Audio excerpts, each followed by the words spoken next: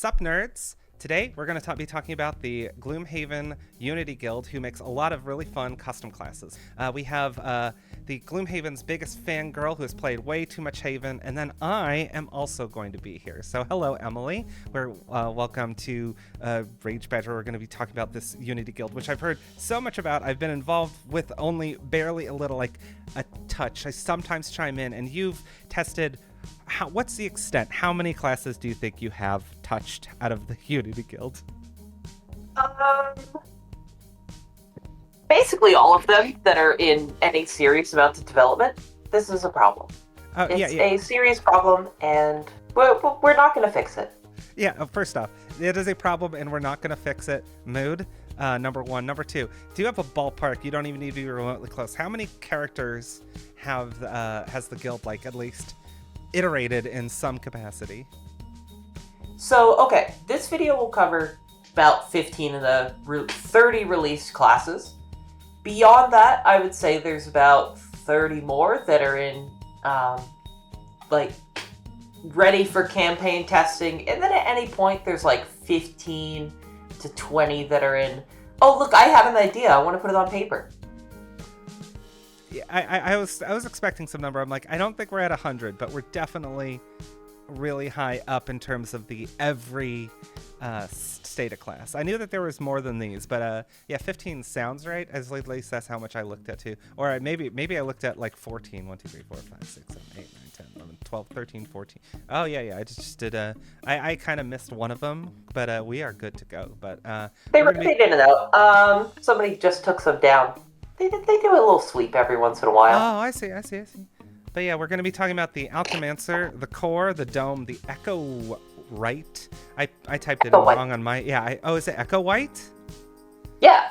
I typed it in right. I typed it in correctly. I thought for sure. I was like, oh, it's Echowight, the Glacial Torrent, the Jester Twins, the Lifespeaker, the Lightracer, the Reeftender, the Skitterclaw, Veilpiercer, Vimthreader, Vitalist, Wildborn, and Woebound. So... I think that covered at least what we're going to do. Obviously, you're like, I don't know what any of those words mean, but that's what the rest of the video is for. But those are all like released. These are released that have like passed the threshold of what the guild says as this is quality material, and then also a pruned list of, I think, like just like a good mix of characters. I'd say a good mix on like a lot of the front, but definitely I'd say it's on the higher complexity side between all of them, but that feels like a trend of the guild in itself. Yeah, the guild has a problem. They like to make fancy things. It's fine. All of these are, well, I've campaign tested like all of these, except for one, which we'll get into that. They're all great in the campaign. Would recommend. That's beautiful. So, I think without further ado, let's get into the video.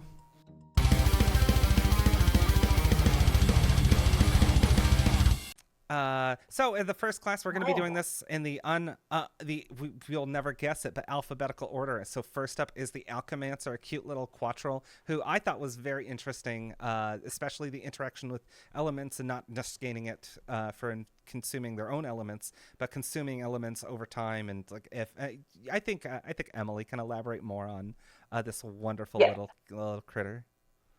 Starting off, a nice 5 complexity. The Quattro Alchemancer has 10 cards, and they're like a multi-element fire, earth, ice, little bit of ice, light, dark, squishy backline, range, and support. Mm-hmm. The big thing is they have experiments. These card halves that you set up, and they're not much on their own, but as you consume elements, you or an ally, they get a little bit stronger. Mm-hmm. You place a little triangle, a vial token, right onto the card. You make elements easily, and you can consume them, but your consumption's kind of weak, so you love to have somebody with you to work with it. Yeah, I can almost imagine the, I don't want to go to too many spoiler classes, but, like, imagining a Spellweaver with it who always is going to be like consuming and or infusing and consuming fire and ice, just being able to by themselves help the Alchemancer's experiments, because I like the idea of having those little tokens to help place on cards. I know we already have the trackers, but this one I thought was a pretty unique concept. Did you think, so what are some really cool cards from the Alchemancer? I had a couple that stuck out, but I know you have picked a couple. Okay, I grabbed a couple. First main one is Caustic Fluid. Mm-hmm. Caustic Fluid's one of your 3 main experiments. You can use it right when you play it. It's an attack 2, range 2. Really exciting stuff. Mm-hmm. But if you spend time like infusing Earth, all these make their element when you play them, and getting it consumed, you can eventually make it into an attack 3, range 3, target 2 poison. That's pretty good work. That does a lot for a non-loss. The bottom of it is what it looks like when your consumptions come into play. It's a move too. You get to use any element to get 1 whole move more. Just 1 Yay! More. Yeah, but it does at least bounce 1 up, so it's a cool thing. But yeah, 1 more movement for an element's definitely a little bit on the weaker side, as long as you get like the 3 charges of it. Attack 3, range 3, target 2, poison, very solid. Mm-hmm. Mm-hmm. The other big one too is a level 2 card. Is Transmutation Contraption. This one's a little more generous with its element consumption. It's attack 1, target 2, range 3 muddle. With any element, you can throw on an extra target. Any element, you can throw on an extra attack to make it attack 2, target 3, range 3 muddle, which is a pretty good attack. Mm-hmm. The bottom is one of those good old build-defining cards. Every turn, if you have 2 elements up, you can take them both, heal somebody for 2, and make an entirely different element. So it lets you just... It helps you set up your experiments a lot easier. You could use it to support an ally. You could be... if you have your Spellweaver, you could still play your Earth and your Light experiments, and then turn those into Fire and Ice for them to actually use. Mm-hmm. Love that. I actually found some of the really fun experiments of Catastrophic Meltdown, which I thought was just really fun. Just the idea of having to put matching tokens rather than just specific, if you generate Earth, Earth, Earth, Earth. It does seem like, having not tested it, it does seem like that one requires quite a bit of effort to fully power, but fully powered that one does look really good. It's 3 XP if you fully power it. A lot of these expect you to put 2 tokens on them, mm-hmm. maybe 4 for things like Catastrophic Meltdown. Mm-hmm. You have ways to at least get tokens out pretty fast with doubling drop, which just puts 2 tokens onto your experiments. Yeah, it's something you do between rooms. Mm-hmm. Yeah. But otherwise, no. All these don't expect you to max them out. You can max them out if you're the kind of person that likes to sit around and then suddenly bust out into a room making everything cry. We do love that. So classes that are similar to this, you're looking at elemental classes, of course, things like Astral from Frosthaven. Mm-hmm. The non-elemental classes it's going to play are Music Note with the whole setup into something cool thing, or Angry Face from the 2nd edition of Gloomhaven. Oh, yeah. Yeah. No, that sounds fun. This one can go in any box. Against enemies that have immunities to conditions that, we love our robots. Yeah. You might lean more into the support role, or you might just say, these experiments, I'm just not going to use the condition part. But you can kind of do whatever you want. Yeah, just the straight up, the fact that a lot of the experiments you don't need to fully charge, and it at least being oh no, I can't poison enemies. Well, just don't use the charge. You can just fire it off early. That's perfectly fun. I think definitely pairing with someone else who's a heavy elemental user definitely seems to be a fair suggestion. Oh yeah. So you're not great at bursting out of just nothing. Everything you do requires setup time. It's like Batman. Like Batman, once you have your setup time, you can't be beat. Mm-hmm. No, I think this one's a very, very strong class once you've got that.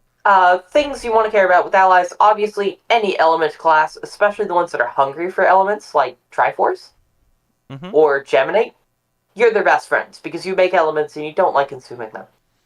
Yeah, imagine this with a Geminate. That would be wonderful. Geminate could actually use their element consumption. I know, right? They're what so a dream! They're well, what is this thing? You're giving me these? Oh, bestie. Not only that, but could they... free. Since they both use, Firelight and... Or Fire Ice. Firelight and Ice for Geminate. These Geminate. So there's a little... Yeah, there's a light overlap in this as well. That's wild. Yeah, that's a good pairing. Downsides, you're a squishy backliner, so if you're paired with another squishy backliner, like, say, Spellweaver, You'll need to think about things that you can do otherwise. Like, you have a summon that can tank a little bit, so you won't be able to play it as straightforward, I'm just going to be charging up experiments. You'll need to think of some ways to actually work with your team members. It'll still work. You have the alternate strategy. Yeah, we love to hear it. The unfettered core. I did hear that the unfettered core was developed before like Frosthaven actually like released, and we got the first off. I also want to say that core is one of the classes I kind of. First off, I love it. It's my favorite. I also hate it because I had literally, it's actually still considered work in progress, but I had a class I was like working on that has, I'm like, I just, a very similar design. That one is more of a Jekyll Hyde thing where, but instead of this one has a more, I think, bit of finesse to how it handles pulling from a secondary supply of, whereas that class has a, you suffer damage equal to like, like half your loss pile constantly. So as the more losses you play, it starts moving over. And this one just says once you play 2 cards of the other hand, you exhaust. But we love that. I think you can elaborate more on this, but this is Core's. It is so well put together. I love it. You can go on about it. Mm-hmm. I'm going to go into this. You didn't even read its fun name. The Unfettered Chaotic Orb Reactor Engine. All Unfettered have to have the super long name that turns into an acronym. So true. You take 18 cards into every scenario. 9 of them are normal drive cards, and 9 of them are overdrive cards. The drive cards are like support and defensive, like there's muddle, there's some immobilize. Whenever you lose one of them, either, when you rest or you just play it for its loss, you take one of your overdrive cards into your hand, and those are focused on like high risk, high reward firepower. But as you said, you ever play 2 of them at once, you just exhaust. You have a perk that can mitigate that, so you can be fancy once. Yeah. So your game plan is, how quickly do I want to play losses on drive and go straight into I want everything to suffer, versus, how much can I handle staying in drive form and working like that. Cool cards you're looking at. Drive cards can't get better than Pulsating Orb. If you've got no negative conditions, it's your bog standard attack 1, target 3, range 3 muddle. The muddle comes if you don't have wound or poison or whatever. The bottom is one of your main losses. Whenever you play a loss with this class, even before it goes into the loss pile, you just take an overdrive card into hand. I'm doing all these hand gestures, like putting it down, placing it in. I love hand gestures, though. Yeah, so you basically get ward for, as long as you can keep it up. Next 3 times ward's removed from you, gain ward, immediately gain ward, so you just keep up ward. A lot of your cards care about positive conditions staying on you, so that just helps you keep one for a long time.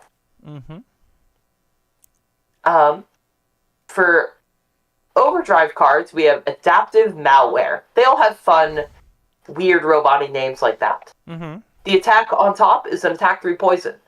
If you have a negative condition, it adds +1 attack for every single negative condition you have, and you get an XP if you've got at least 2.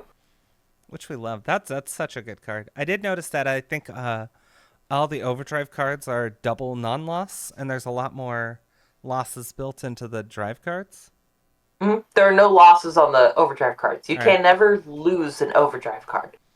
Yep, which are obviously part of the design, because it would be really funny to just like find creative ways of like thinning out your hand by getting rid of the drive cards. But it's something I noticed in the design, which I obviously I do generally agree with that idea. I also really like to upload virus of just the idea of here have all these debuffs, and then also the passive of just adding poison to all your attacks while you're poisoned.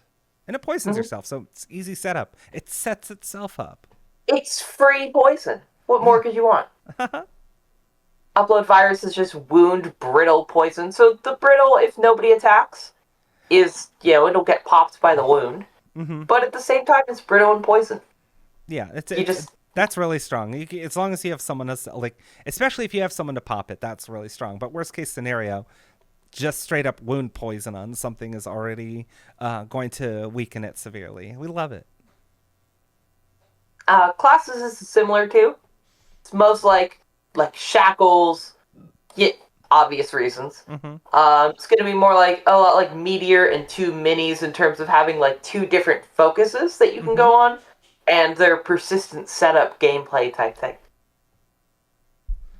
For sure. This is an Unfettered, which are basically Frosthaven only. You can always bring them into Gloomhaven, but they're a race that only has other ones in Frosthaven. This box was developed before Frosthaven and well before Gloomhaven 2, so there's a lot of stuff that's Frosthaven exclusive. It's got a splash of Regenerate, a splash of Bane, and it actually comes with a Retirement Link section, which a lot of these classes don't. I didn't even notice that. Yeah. I literally didn't even notice that. So this class was all made for Frosthaven. Can you bring it into Gloomhaven too? Yeah, sure. As long as you've got the conditions. It's fine. But it is made for Frosthaven. It's also why the mercenary packs, like some of them, if like something was missed, like or may not be included in the box, and they touch on a certain condition or something, like Satha includes brittle tokens in her box. So, but obviously these are not like mercenary pack where you can just order. Can you get these in physical form, or are they basically meant to be done in TTS? So a lot of these were developed in Tabletop Simulator, but there is a whole printing guide. Somebody has worked to partner with a company this month to let you print all these classes. Do check the link in the description. We're going to cover that, but if you want to order it, I have a link in the description of the video, so check that out. Things that you care about when you're doing core. You get a lot of choices when you start a scenario. You can't do everything. Even though you have 18 cards, you do want to try to focus a little bit, and you'll need to pick, like, do I want to burn losses fast? And if I do, can I handle having all the negative conditions that'll mess with my positive condition things? So, you'll want to prep for that. Your allies, your besties, are people who give you negative conditions. Geminate, Shackles, you'll love to be with them. You'll also love to be with things like Sun, who will give you some ward all the time. You're pretty open to most allies, but because your kit is pretty self-contained. But this means that a supportive class doesn't go as well with you because you're self-contained. Yeah, that's fair. And making sure you have pair cards that don't contradict each other. Like, was it Static Discharge is top with Pulsating Orbs bottom? On to D.O.M.E. On to D.O.M.E. Also another Unfettered with a exceedingly long name. Would you like to elaborate on that? The Unfettered Defense-Oriented Mechanized Entity, the D.O.M.E. is the other Unfettered that was released. It's an 11-card support class. They're a 6 health class, but they also have a 6 health barrier. And this barrier is something they can throw onto allies, and it will take up attack damage for them. So you are... Go ahead. I was going to say, and that also scales with level, the barrier, the maximum barrier. So you start with 6 health and 4 max barrier for a total of 10. So you're a high health class in theory. And you scale up as a high health class. Oh, that makes sense. And a low health class, kind of at the same time. Mm-hmm. Cool cards, things that are examples of what you do. You have Intervention Protocol. You have lots of ways to recover your barrier just a little bit. But you'll need to make sure to bring some. Intervention Protocol gives you 1 barrier. And the next time an enemy would start their turn or end their turn, not their movement, next to an ally while you have barrier, throw the barrier onto them. This is called Project. And give them an attack 3. So, if an enemy is about to hit your friend, throw the barrier onto them, keeps them safe, and they get to smack the enemy and hopefully kill it. I do really like that. It's nice. It's one of your main cards of just, no, I'm going to save you. The bottom, if your allies are being mean, you can always summon a little helper bot. It's a way for you to use your barrier. It has 1 whole health, that's not the point. It will run up to the front line and do absolutely nothing else. you can keep your barrier on it. Attacks targeting it gain disadvantage. Mm-hmm. So it's going to sit on the front line and be a way for you to keep your barrier on something pretty consistently without it getting, broken by a +2 or a crit. Yeah, and it does. Worst case scenario, like it'll just end up taking a hit.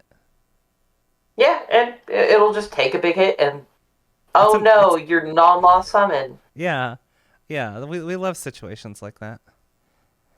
I did notice. I know you have a couple other cards. I also loved the energized grapple. I just love the idea of just shutting down your barrier to stun wound an enemy is just such a wild thing. But the idea of being able to use it offensively, which is obviously a stun's more of a defensive thing anyway, but the idea of bring the barrier down a bit, or just only by 2, and then you can't regenerate any more this round, but just bring it down by 2 to stun a wounded enemy. It's got good crowd control in addition to defense. I think you had some other cards you wanted to talk about too. Yeah, well, I was going to touch on that one. That one is just, you're throwing your barrier basically around an enemy. They can't get out, and they're very sad about it. Yeah, I love the theming of that too, yeah. A couple others. We'll go with Photosynthetic Protocol. This one is if you want to be the party support tank, you would run this. Every time your barrier's fully popped, whenever you start your turn with it completely gone, it recovers 1, an extra if you got light up. So you could play this, I'm going to constantly throw out my barrier and make sure that my allies can't get hurt at all, and then I'll keep recovering it over and over again. It seems really strong, especially if you can basically generate 1 to 2 shield a turn and then use it. Effectively, you can almost, if you keep projecting shields, it almost feels like effective disarms, even though it's just mitigation. But just being able to have an enemy attack and then do nothing and only hit your projected barrier and then constantly regenerating it is incredibly valuable. Also allows allies to play more aggressively. Yeah, you just have to make sure that they don't think that your barrier is stronger than it is, because they'll be like, I'm going to take a bunch of damage, and you'll be like, I have 2 barrier on you. Good luck, friend. I have a couple players that might do that. It'll be fine. What's the worst that can happen? Why am I exhausting? Last one I want to cover. You are an 11-card class. You'd like to play losses. We've got Voltaic Emitter. A nice little diamond attack 3 range 2 muddle. You actually tend to hang out in the back line. Just, you don't have much reason to be on the front all that often. So you can do this with the light to be doing it as if you're on whoever has barrier.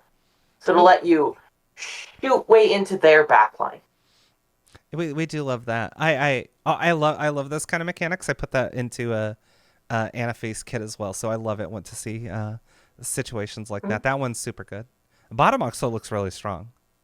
Yeah, the bottom, if your allies are not, if you're planning on just recovering your barrier, just attack 3 range 4 muddle if you want to spend all your barrier. We love it. With a light. Yeah, and it gives you an infusion. Oh, sorry. Attack 3 range 5 muddle. Everything's range 1 by default.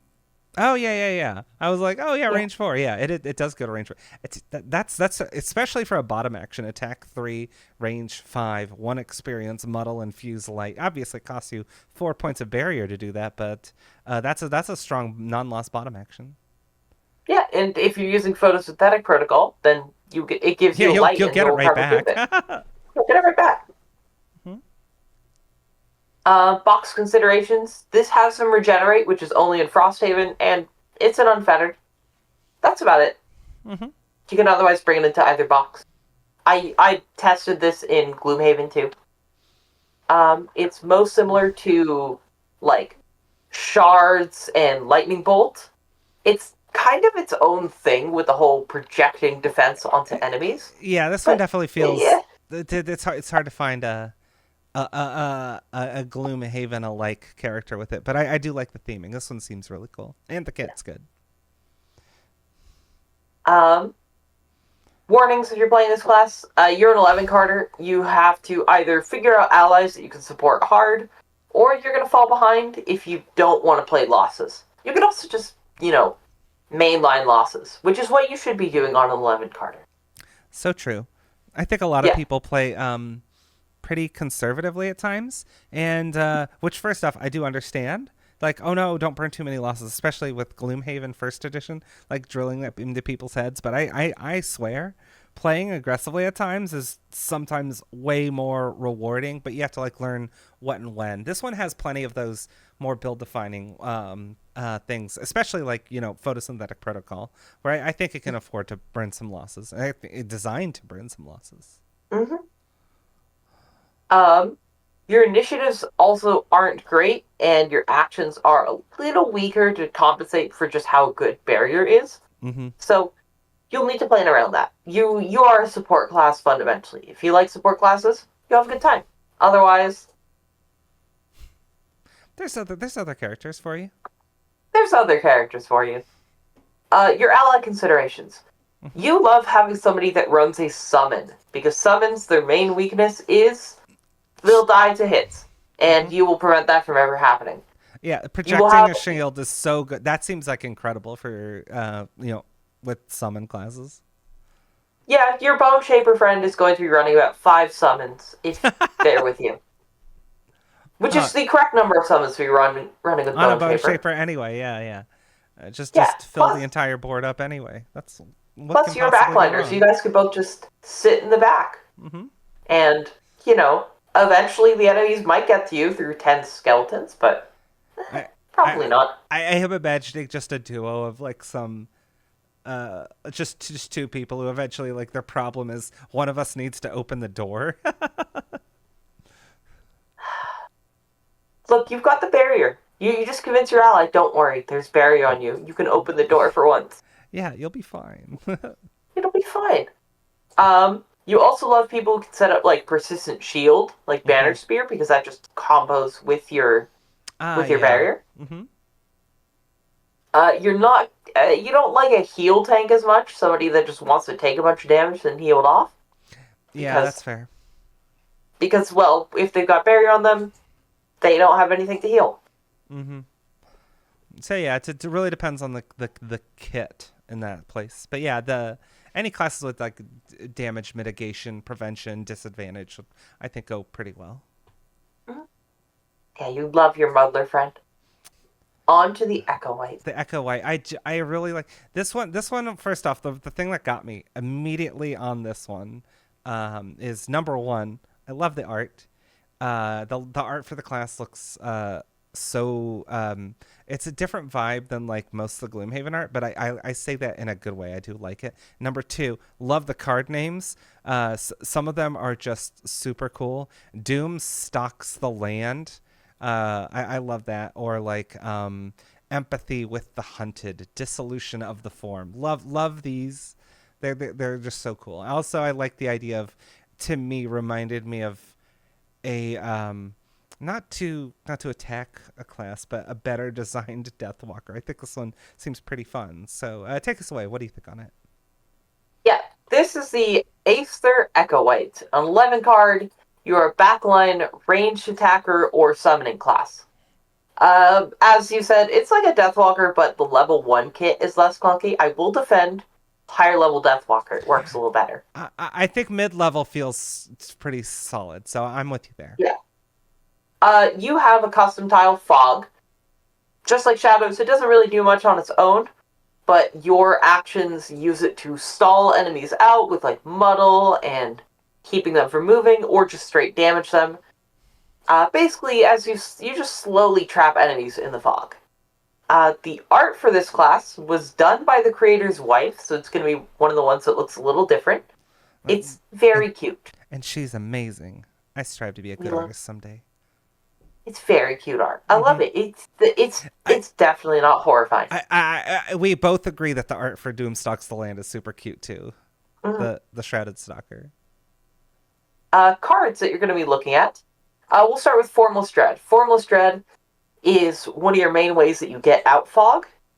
You can either just use the top to just throw out fog, or the bottom is slowly put out fog as long as you can keep wind up.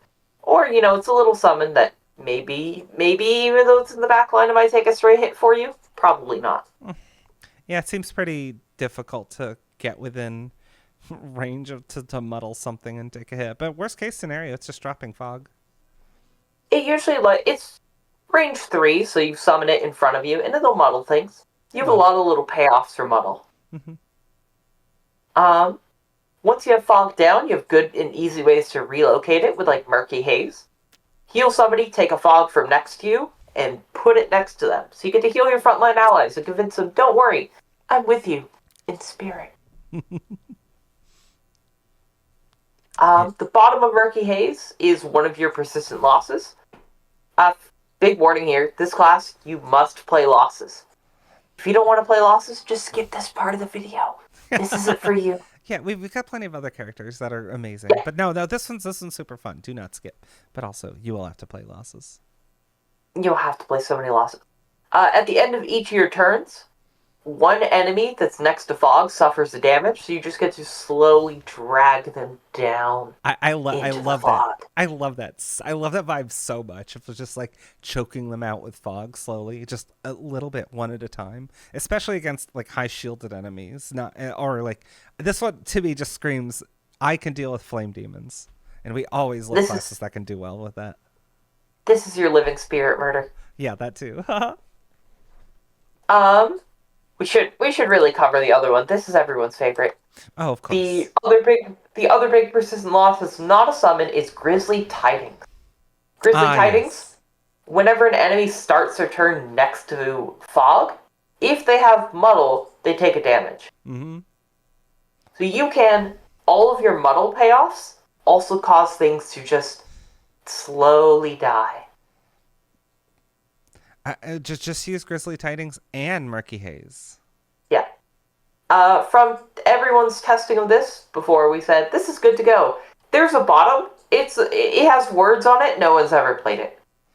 Yeah, I've got to be honest. I think I read it for the first time. I may have skipped over it literally, just looking at the top and moved on to Guardian after that. That's pretty great. It's a decent bottom action that no one will ever play. Yeah, some of us really like bottom actions, but that one's just blank for some reason. Yeah, it's got a move 3 on it. Yeah, move 3s are fine. All of your summons have some interaction with fog. A favorite is this little goblin guy. Look at him. He's the Shrouded Stalker. He's a friend. So cute. Just a little guy. As long as he starts next to fog on his turn, he is invisible. So if you don't relocate fog next to him, he might eventually get caught out of position. But until then, he's going to run around the back line and just wound everything with an attack 2 wound, move 3 jump. It's so good. I love it. And even if you don't want to run the summon, this is grant somebody an attack 3 advantage if you've got wind. That's a very nice attack. That's a very solid action. That's one of my favorite cards. I think this is my a takeaway. I just really like the summons on this kit too. Rather than just like the like drop it and let it do its thing, you have to find ways to interact with them. I think is just really good design. You don't grant them attacks as much, but you move fog next to them with all your stuff to just make it better. Yeah. That's like Bone Shaper clearly like do this and grant things, and this one is a summon things and you interact with them by using your main mechanic rather than like doing the traditional way of just granting moves or attacks, which I think is pretty common. Not knocking it, because the classes that do use that do it well. I think this one just does things in a very unique and fun way. This class plays honestly the most like Snowflake with I need to play losses and your control support summoner. Obviously, there's some similarity to Deathwalker, although you're pretty different, such that it's not really all the same. Yeah, the kit's different, for sure. This is a class that's great for Frosthaven for one reason. Frosthaven desperately needs more low-complexity options. And the most complicated thing on this is that you have summons that you don't even have to run. If you played this without any summons, it's like a complexity 2 at most. Maybe a 1. This one definitely was the easiest one to grasp, even though it has a mechanic that like you control stuff on the board and move things around. I don't think anything about it seemed especially complex at all. I do think, having to manage summons has some natural complexity built in that some people don't. I like summon classes, though. Those are some of my favorites. We love summoners. Mm-hmm. Allies, you have a lot of summons, which let you kind of work with whatever allies. You, of course, always love a tank because you have a lot of muddle, and tanks love muddle. Mm-hmm. You similarly, with Grisly Tidings, love people that also muddle a lot, because then you could do the other things, and then use Grisly Tidings, and everything will just be taking a damage at the start of its turn. Free extra wound. We do love that. There's definitely a few classes that have lots of muddle in their kit that I was thinking would be really good with this. I don't want to spoil the names of the classes because those I think are all the two I'm thinking of are all spoiler classes. But Let's say they're spoiler names at least. I know. I was just thinking Astral and Circles. See, they both have some way. Although later Circles, I don't do the muddle at all. But it's pretty early on where had a fun pairing with a lightning that just made them basically unkillable. It was super fun. Lightning, you silly class. Lightning is so silly. I love it so much. On to Glacial? On to Glacial. Glacial Torrent. The Algox Glacial Torrent is the only Algox here. Mm-hmm. You are an Ice Elementalist, and like D.O.M.E, you have a second health bar that's Glacier. This one starts completely empty, but whenever you heal yourself above your maximum health, all of the rest of it goes into your Glacier. 2 ways to use it. You could either, 3 I guess. You could spend it to just boost your attacks or your movements or whatnot, or you have Persistence that also give you Glacier and give you a little bonus, and then you slowly take damage from enemies, and then it all comes crashing down. I love that idea, though. It feels fun. Cool cards with this. We'll start with your very basic one. This one has a little bit of Glacier interaction. Lost to the Cold. If you've made yourself an Ice, and you want to spend some Glacier, it's a heal 2 self, attack 5. Which is very strong for a non-loss level 1. There's a little bird outside the window. It's got a little red head. Look at that. It's right there. I just want to put in we got a little ADHD here. The bottom of Lost to the Cold is a loot 1 that makes you an Ice, and it also makes you Ice. It makes you Ice and Ice. Yeah. It makes you Ice and Ice. You have a lot of icy terrain creation, so you can lean really hard into it, just so you can slip and slide across the battlefield. I love the idea of creating a slipping slide. If you remember playing with the slip and slide as a child, and you remember, gee, that was really fun, this is the class for you, obviously. I think this would pair really well with Fist for that reason.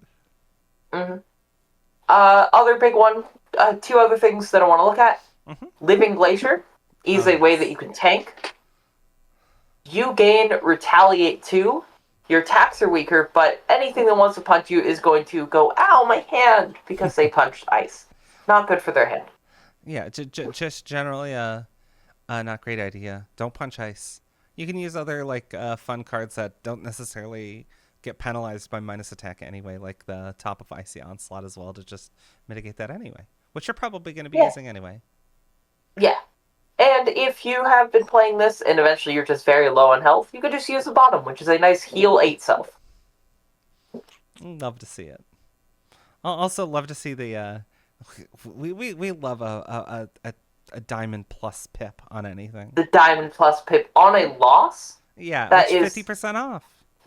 It's 50% off. That is, you could put a +1 sticker on there, obviously, for 15 whole gold, or, well, you're never going to do that. Let's be real. Yeah. We are absolutely putting some condition on there. Heck, ward on that sounds fun. Ward on that, strengthen. I love bottom strengthens. Although on a loss, less much, but still amazing. It doesn't matter. It's so much cheaper. It's only 75. What? How much is strengthen enhancement? Is it 150? I wanted to say 150, but now I'm doubting myself. I think Curse is 150. Oh, Because for some reason they decided that Dirt Tornado with a curse was too good, which is really mean. To be fair, it was really, really strong. Why do we need balance in these things? We can just have fun. I'll send that note to Drew sometime. Why do we need balance? Last thing, you can only gain Glacier for yourself if you heal yourself above your maximum hit points. You have a perk that lets instead allies also do it. So, if you have an ally that loves to heal you, take that perk. You get Glacier. Mm-hmm. Which we love that. Other option, if you really want to lean into Icy Terrain, you can take a triple perk. Whenever you end your turn next to Icy Terrain, heal yourself for 1. Which is really great for stacking Glacier. Similar official classes, Fist. This is kind of an alternate spin on Fist, except simpler, which is pretty nice. Mm-hmm. I always felt the Fist was at least pretty simple. I think that it was weird. The very early version of the Fist, I think I completely tuned myself out of. But I think the modern Fist isn't really necessarily that hard. But I would say this one is a little bit less complex anyway. Yeah, Fist complexity is from the turn-to-turn complexity of I need to keep this card in my hand so that I can generate Earth or whatnot. Mm-hmm. Or as our good friend Dwarf would say, keeping the card so you can go at the initiative of my people. Yeah. We love Dwarf so much. He's amazing. Shout out to Dwarf74. Shout out to Dwarf74. You're the best, man. Yeah, he'll like that. Yeah. Warnings with this class. You have cards that you set up with the Glacier persistence. You can't actually discard those until you're resting. So if you set up too many of those bonuses, a lot of damage. Yeah. Yeah, a lot of damage. There are some that don't actually damage you and get a bonus for crashing down, so maybe play some of those. Yeah, Shattering Shield comes to mind, I think. Box considerations. Oh, yeah. You can go into either box. It needs Icy Terrain and Brittle, so if you don't want to proxy that, then you're going to want to bring that into Frosthaven. Mm-hmm. It also really likes Regenerate, because that can keep boosting up your barrier. Yeah. If you take attack damage, even if it only goes into Glacier, it pops the Regenerate, so... Mm-hmm, yeah. But still, it goes far. Still, it goes far. Mm-hmm. Ally considerations. You are a melee tank and brawler. You can play with any class. Yeah, for sure. Allies that love you, ones that are a little worse at movement, your crack heart's going to love being able to slide on ice to turn their move 2 into a move 3. What are you talking about? Cragheart has no mobility problems. Cragheart's got a move 4. It's clearly nothing wrong. You also like allies that can heal you, even if you don't take the perk, just so you can play riskier with your Glacier and not worry about when it comes crashing down. Or when you hurt yourself from it falling down, they can help you recover from it. Exactly. Mm-hmm. Next up, we have these little guys. Jester Twins. Adorable. This was a very weird class where I started reading the mechanics and looking at the art. I'm like, this is too silly for me, and I immediately changed my mind on it. I love this. Okay, so we're going to use these as a visual thing. The Verbling Jester Twins, you have 2 little guys. You've got one twin and the other twin. Like Banner Spear, you have formation attacks, but instead of caring about just any ally, you care about where your other twin is. Mm-hmm. So you'll need one twin here, and you can do big attacks. Which, honestly, because you can control both, if anything, even though it requires not any ally, you need your specific one, I think that makes it easier because you have that level of control. Yeah. And you can move, you have a lot of little movements for them, so it works out pretty well. Mm-hmm. You have Swing, which was first introduced in the Custom Content Guild by Chain Guard, which instead of pushing enemies or pulling enemies, it just rotates them around you. Your twins, even though they can separate, you can also just stack them directly on top of each other. Which is wonderful. The one on the top is the one that gets focused on by enemy attacks, and then the one on the bottom is the one that runs through traps and everything. There is a top and bottom joke here. We're not going to make it. We're going to be good. They even made 2 little minis that you can print out, and they do in fact stack on top of each other. That's the main selling point. Much. That's so good. I love that. I love that so much. That is so cool. So, cards for this class. We'll go with Impalement Arts. The bottom is an attack to immobilize, and then you gain immobilize. Mm-hmm. But if it's a top one doing the attack, then you're immobilized, but your other buddy will carry you around, so it's fine. That's nothing. Yeah, that's a good point. Yeah, I love that. And then the top is one of your formation attacks. If you can, get a little clearance so you don't run your friend through the sword, you could just stab somebody straight through with an attack for immobilize. I love that. That one's cute. Especially the immobilize at almost range. That's almost like hard crowd control at that point. As long as you can retreat your other twin. Yeah. Which, you have a lot of good initiatives, so it's not too hard. Mm-hmm. Other card. You have ways to move your twin anyway. Yeah. Other cards like Whiplash. The bottom of Whiplash is one of your great movements. At initiative 14, move 3 jump, move 3 jump. There's lots of ways you can use this. For example, you could have both your twins split up. Mm-hmm. You could have, if they're already separated, one twin jump on top of the other. They both move together. Mm-hmm. You get to see all the little... I'm doing so many little things here. It does seem so cool. Yeah, so many ways you could use that. And then the top is you can do these ribbon abilities in either order. Mm-hmm. So you could push something and then swing it. You could swing it, then push it. If you manage to make one thing go very far and not just run it through Has, maybe you want to run 2 enemies through Has. They just take 3 damage because you've made them so dizzy that they're just puking in the corner. I love that. God, that's so good. Classes similar to this, Banner Spear, of course, along with classes that are like Mind Thief, Snowflake, and Trap for their whole enemy positional gameplay. Oh, for sure. And doing things, making the enemies they make the enemies have fun, right? Yeah, I mean, they're just swinging around, being knocked around the battlefield. It's cute. They'll love it. They'll just love it, Jester Twins. To death. They'll love it to death. Yeah, they'll love it to death. Warnings for this one. Your formation attacks, I mean, they send one twin right into danger. So they're strong, but unlike Banner Spear, each of your twins has only 6 health, so you're going to need to figure out some way to not have them just get run through by a Chronopick. Mm-hmm. This class uses a little bit of Regenerate from Frosthaven on 1 to 3 cards. It's probably better in a different box than Banner Spear anyways, just not to double up on the formation shtick, but you could do in either box, honestly. Yeah. Ally notes. You are not a big fan of summoner allies, you just want hexes free for you to swing enemies and do your formation attacks.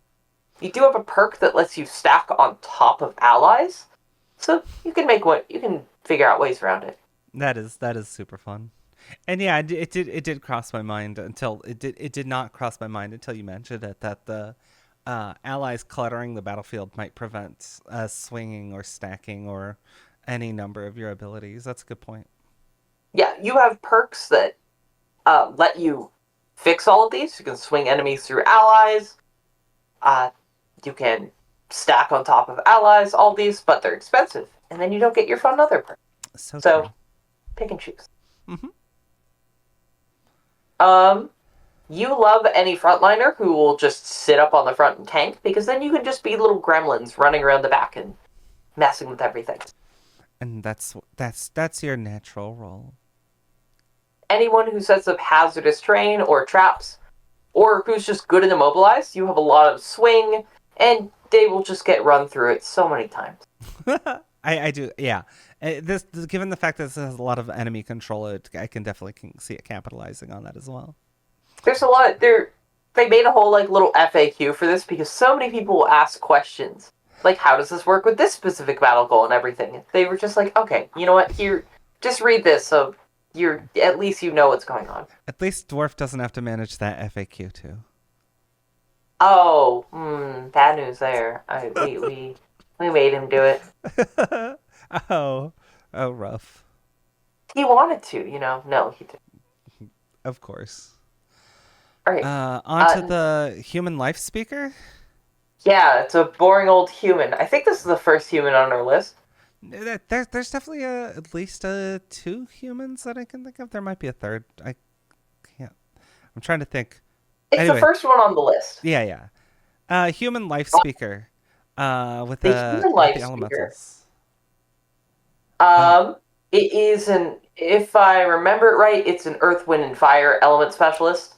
It is. You have 3 shticks. Whenever you consume 2 elements during your turn, you get an icon, which is just a little thing that you track. Those can get consumed by other cards for bonuses. Mm-hmm. You have cards that have a little infinite symbol, which means they'll consume a fire for benefit or a wind for benefit, or both of them. Up to you. You also have an alternate curse, Enfeeble. This gets shuffled into your deck or the enemy deck, usually the enemy deck. And unlike a curse, it's a -1 that also generates any element. If an enemy draws it, you pick. Which is pretty strong. Mm-hmm. Cool cards for this class. Let's go with Unleash. This is your element payoff. You get to spend an icon as if it was anything. If you have your Fire, Wind, and Earth up, this is a nice move 2, attack 2, range 3, pierce 1, heal 2, range 2, regenerate, plus another one of those from the icon. Or you can double up on any of them because you can just use Fire and Earth consumption. Mm-hmm. You can make it an attack 2, range 3, attack 2, range 3, heal 2, attack 2, range 3 again. But no. Only can do it twice. Don't do it 3 times. That's still super fun. I love that. Attack 2, range 3 twice. Heal 2, range 2, regenerate twice. If you're already a musician. Yeah, this one has so many good options too. I love that. I like the idea of this card does nothing, because a lot of times elemental payoffs are, oh, what if you turned this attack 3 into an attack 4 or stuff like that. But this card does nothing but has significant payoffs for elements, because the difference between no elements and elements on some cards versus this card, where elements turn this into a much stronger than ahead of the curve level 1 non-loss. It's going to be hard for you to get all of these elements up without playing losses. Oh, for sure. But yeah, it's fine. Well, I meant this card as a non-loss, but yes, you'll probably have to find ways to infuse for sure. The bottom of this, hard to understand without going into what things are, but for example, the next time you trigger an element consumption, do it again, so, this is another move 2 or whatnot. Mm-hmm. The other card to show off is the Past's Toll. The bottom of this is one of your best element infusions, just mostly because it's an initiative. This is about what they look like. You and all your allies get +1 on attacks.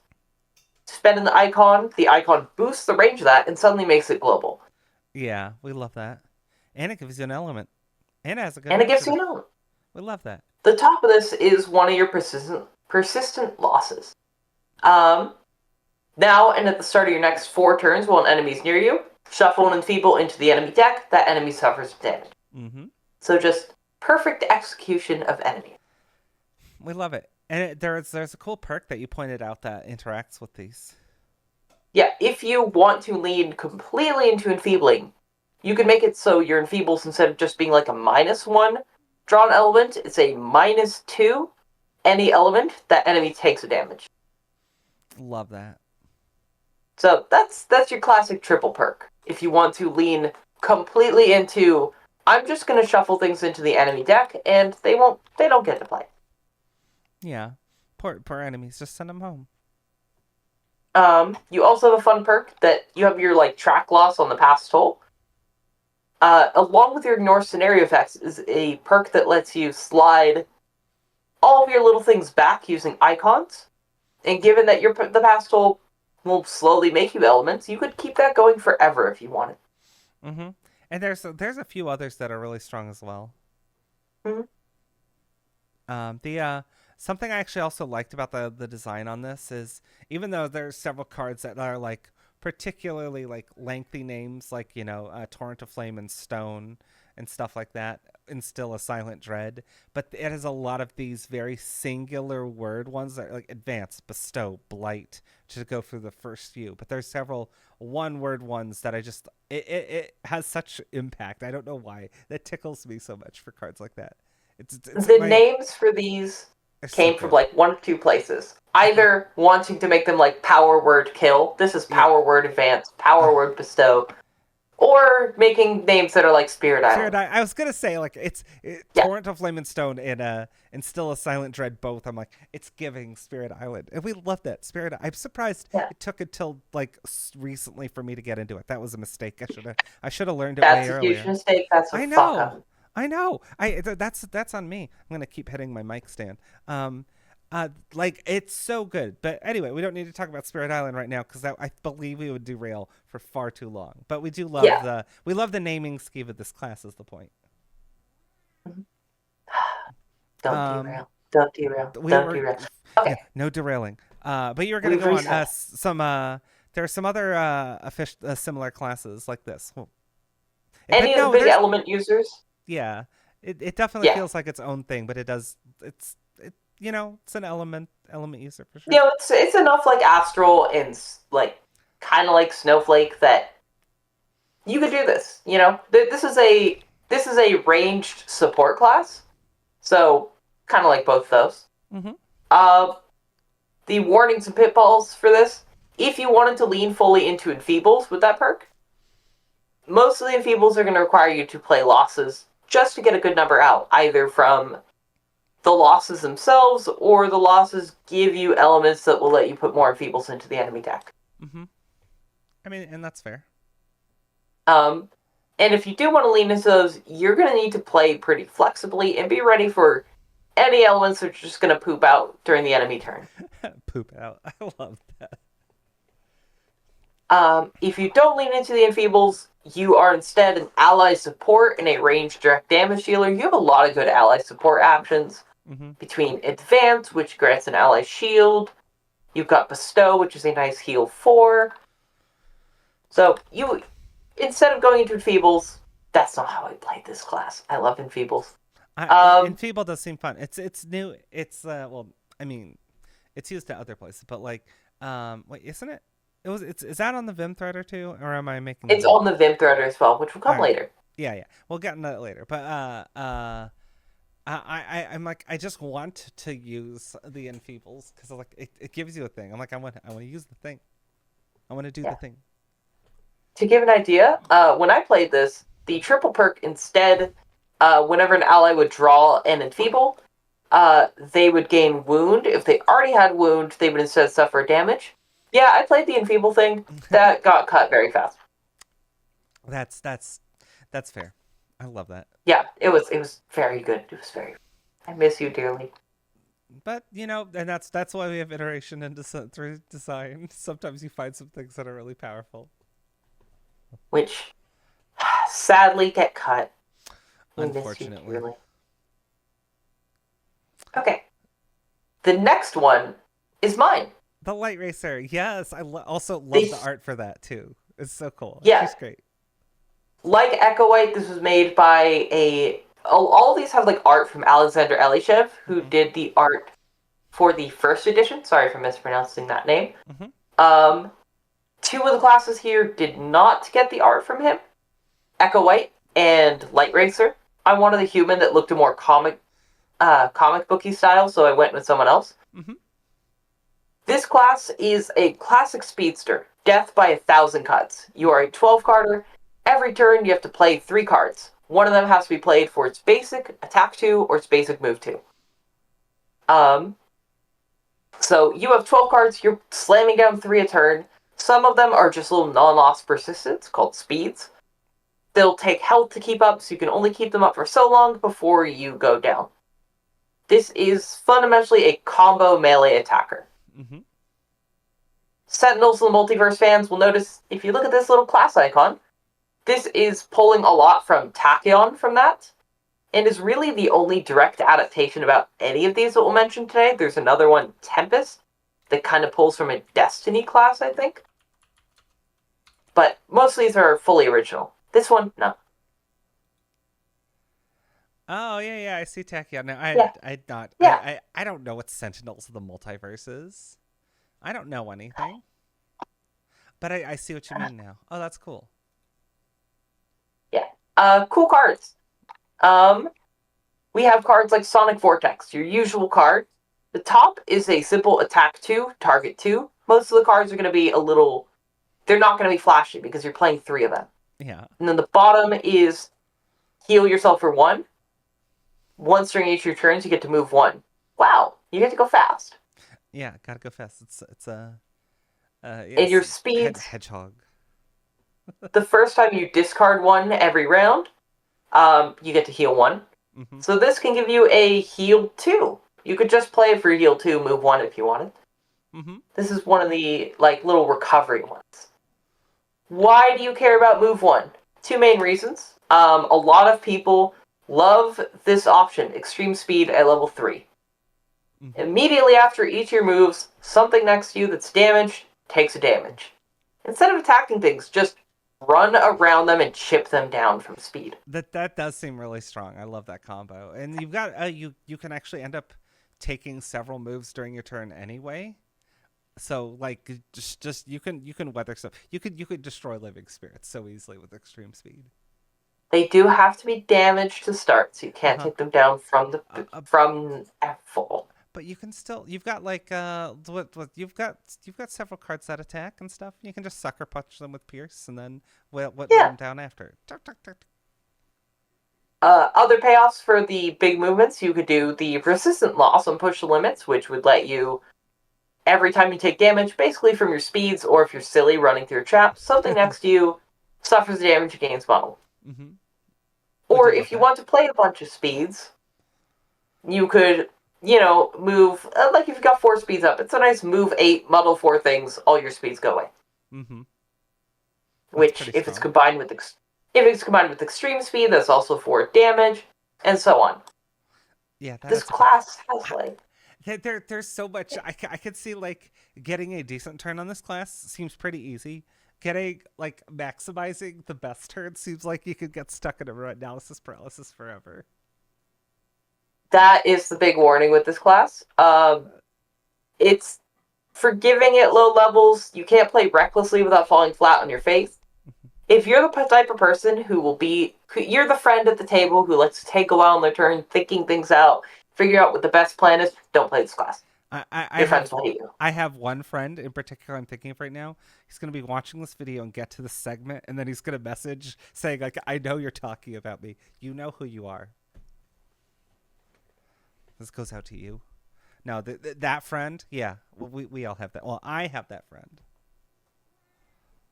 I'm sure other people do too. You are a very fast and initiative class. You struggle to go slow. So the thing is, even though you get to go in, run into the enemies, and do a bunch of attacks, but if you do that, then you're always going to be the target of the attacks, and your health is your main mechanic with the speeds. Mm-hmm. So you'll have to figure out how you're going to risk things. And you have enough mobility, you might be able to get in, hit some things, and get out anyway. Yeah. And the best form of crowd control is defeating them, so just kill the enemies. Just kill the enemies. Simple as that. It's that easy. Why didn't more people not think of this? This is going to be similar to Blinkblade. I purposefully did not look at Blinkblade stuff while designing any of this. If I needed to make something not the same, then afterwards I looked at it and was like, okay, let's fix this. In the high movement, multiple attack gameplay, and it's going to be like Crashing Tide with the persistent setup shtick. Oh yeah, for sure. And also like Lightning Bolt in having a lot of high self-damage. Mm-hmm. So, there's some similarities for sure. This is good for either box. It has 2 level up abilities that give out a regenerate. So, maybe you want to play it in Frosthaven only, but it's fine in either one. Because it's a frontliner, Frosthaven loves the scenarios where the front line is completely boxed off, so you're more likely to get crowded out there. Mm-hmm. Ally considerations. If you have somebody that loves to heal people, this class just turns healing into damage. So, great focus there. Yeah, if you can keep this on top, you can just play more speed. So that's another consideration for allies. I love that. This is not the best friend of a summoner. This comes from the play report, who just wanted to have 3 summons sit on the front line and clog everything, and they just got to sit in the back and cry. You do have a little utility that lets you attack from a very far distance of 2 hexes away instead of 1. Oh, rough.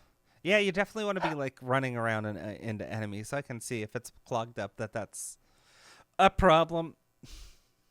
Well, I love it though. This does seem like a fun class. This is one of the ones I want to play. Well, yeah, because it's a redhead. That's the main reason. You gotta call me out like this. Wow. Mm-hmm. I'm being no, it's accurate. It's accurate. Final note on this class, it has 12 cards, but it's going to play more like a 9.5 carder in terms of stamina. So, a little less friendly for the losses. This is a class that's good with either short or long resting, but you'll be running back and long resting in combat towards the end of scenarios because your rest cycle is just completely different from other people. Mm-hmm. I did see that there was, I think this one has fewer losses, unless I'm on drugs. There's a lot of persists, but not a lot of losses. It has the 12-card hand size, mostly to let you play a bunch of things. This is a class fundamentally that's like a toolbox class. Mm-hmm. Because you have to play these basic actions a lot. You might bring something that you plan on using on like some enemy that'll show up in turn 10. Mm-hmm. You know, just use it for its basic up until then. Yeah, also there's ways to improve basic actions anyway. Certain items that would be probably well with this class. Thankfully, those items are like higher prosperity. Yeah, they are. Because otherwise things get silly. We like silly, though. I like silly. Many people tried to break it with those items. It doesn't really.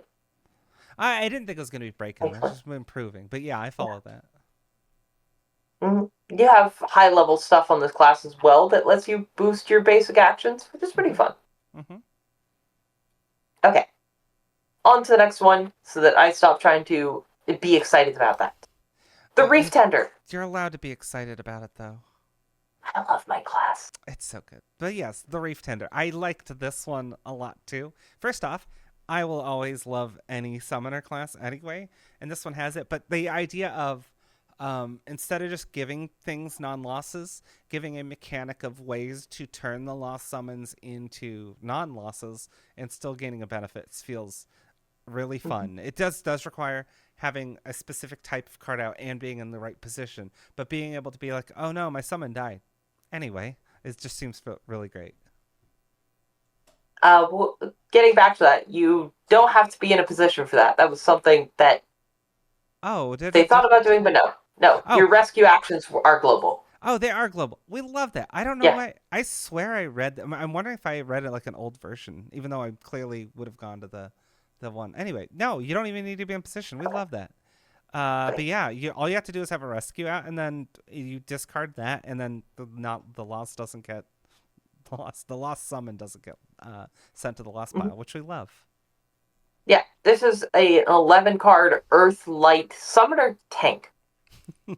This is the only one on this list of 15 I didn't actually end up playing in a campaign. Oh, okay. I did some spot testing of it, but no campaign test. How do you campaign test that many classes then? You know what? We're just gonna move on. That's gonna be move on. Yeah, let's sometimes when you get home, you're like, I'm just gonna play a quick 3 sessions. It's quick. All of your summons work with your rescue mechanic in the way that they have low health and that they have a benefit when they die. So you like to rescue them. You're fine with them dying. Oh yeah. Like all of them have some interaction like that. We love the Furious Crab. It's so cute. Yeah, cool cards. Furious Crab. Look at this little guy.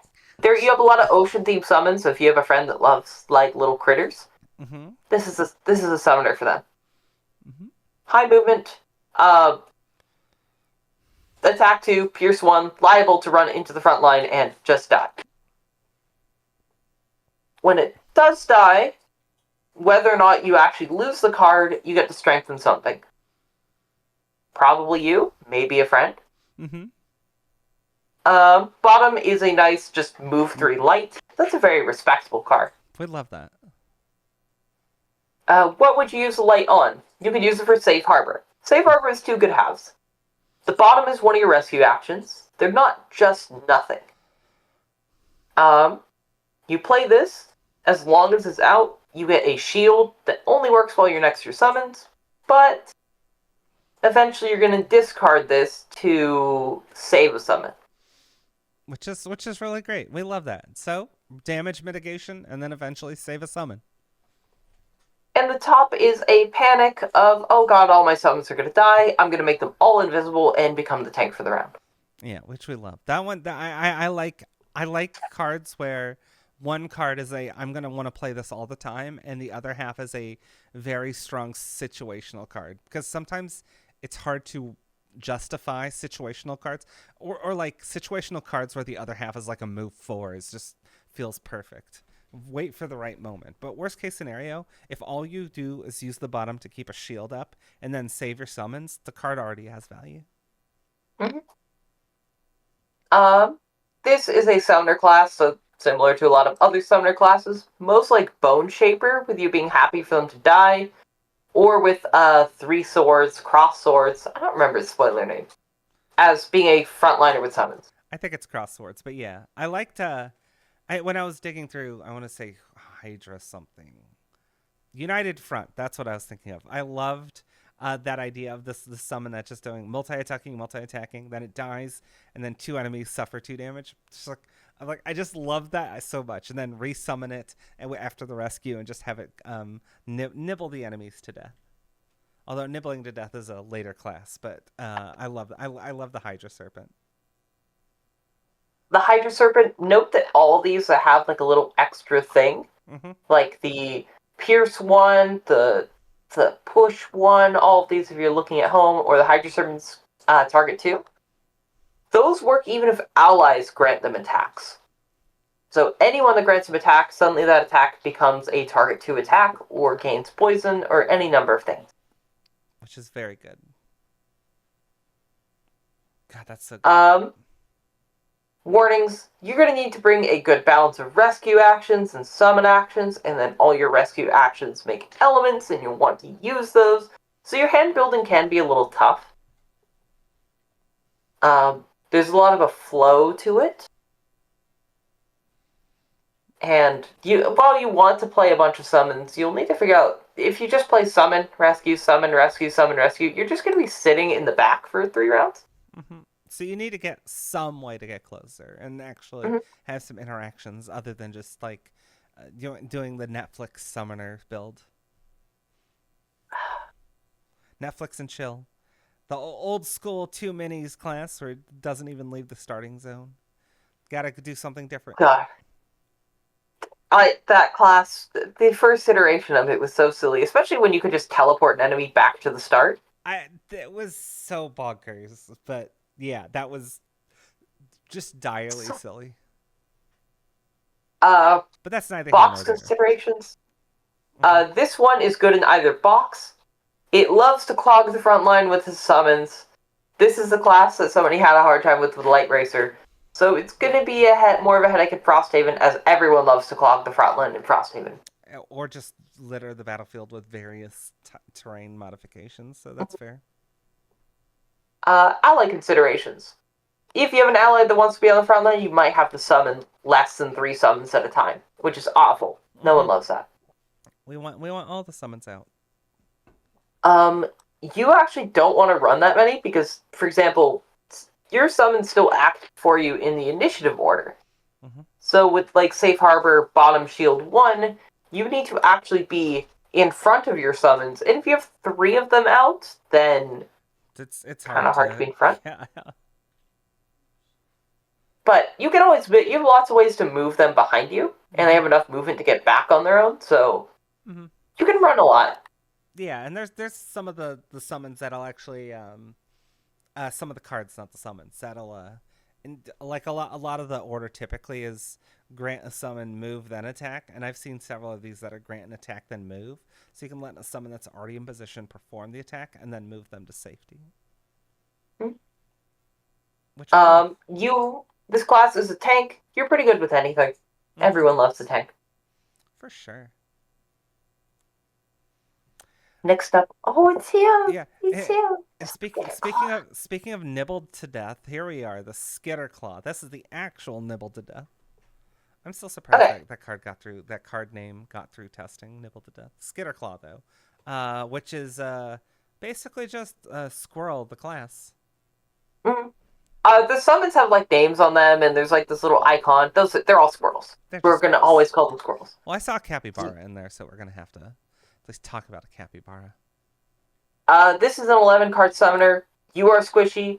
Your summons are all little squirrels that have like 2 health, but they're not lost.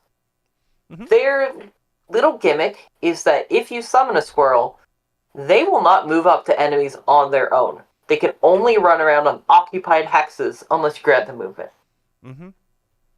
But once they latch onto an enemy, no enemy can actually attack them. So they just jump onto enemies and run around them and nibble them to death.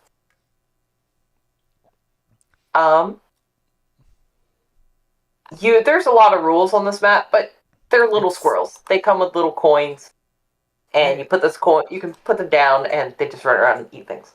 It is super cute, but it definitely feels like it can become overwhelming because you have a lot of summons that follow their own rules, and then they latch on, and then you have to latch. Obviously, is its own keyword too. So another I think higher complexity one. Look, par for the course at this point. What are some cool cards though?